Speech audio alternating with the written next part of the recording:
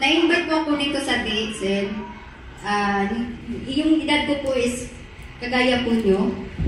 Nasa 22. Yeah. 22 years old po ako that time. So, gaya po ng sinabi ng nag-speaker dito dati, dito daw sa DXN, kung anong pangarap mo, magagawa mo, makukuha mo. So, which is, totoo naman po. Kasi sa DXN, sabi nga ng kwento dati, dito daw sa DXN, dito daw magkaroon ng sasakyan, ng bahay, travel abroad, good education para sa anak.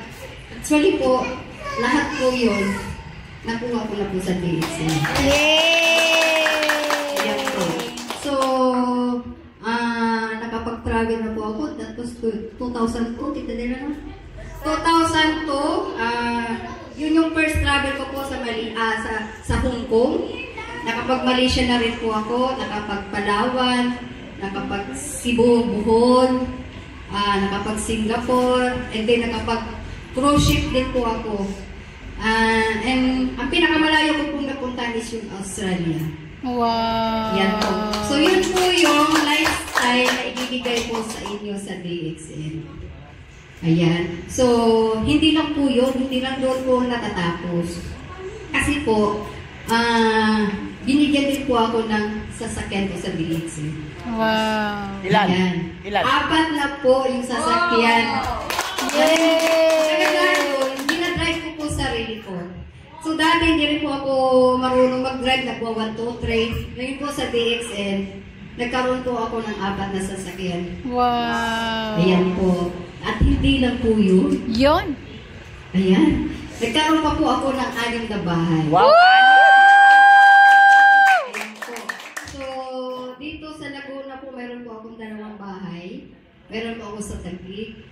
3 po sa Cavite. Wow! Yan. Yung isa po doon, yun po yung dream house at pinatayo na po ngayon. Wow! Hopefully, matatapos po July and August next year. So, iimbitahan ko kayo. Yay! Yan po.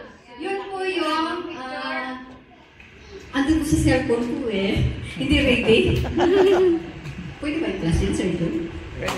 Ayan. Kanyang dream house na itatayo. Ayan po. Ito po? So, ito po yung bahay ko to. Matagal ko po yung nakadrawing sa utak ko. Kasi, oo. Hindi ko akalain, nag-umpisa po kami ni Tita Del sa DXN. Lagi namin sinasabi, kung ano daw bahay, gusto daw namin. Lagi ko po sinasabi sa Tagaytay, ewan ko ba ganun. Alam niyo po, mag-iingat kayo sa sinasabi niyo. Kasi lahat ng sinasabi niyo is pagkakatotoo. Yes! Noong pandemic time, so kung ibang company is nagko-close, sa DXN po, hindi po eh. Blessing po sa akin.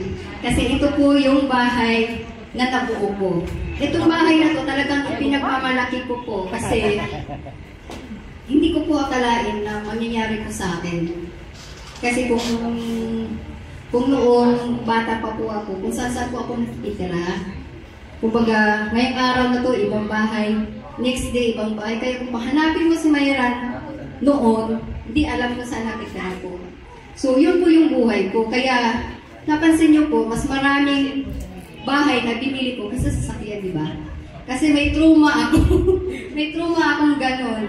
So naranasan ko pero nung bago pa ako sa DXN, naranasan ko rin yung pinalayas ka. Grabe para talaga akong binagsakan ng langit. Para ba, tao ba ako? Kaya nung time na yun po, hindi po ako naghihinakit.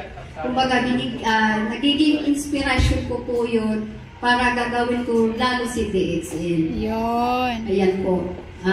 Hindi naman po ako nagkakamali kasi eto na, yung bahay na po yan is 8-digit po siya. Wow! So, sa ngayon po, mayroon din po akong service center doon sa Cavite, sa Silang po. So, isang high school graduate, kung dati ay ako pakalat-kalat sa katabi-tabi. Hindi lang swerte kasi ginusto ko po eh.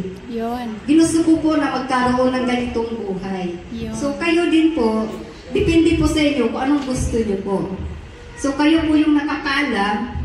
Ang sa amin nandito is kung willing kayo na mangyari din po sa inyo ito, pwede naman po, ang gagawin nyo lang, panghawakan nyo kung ano,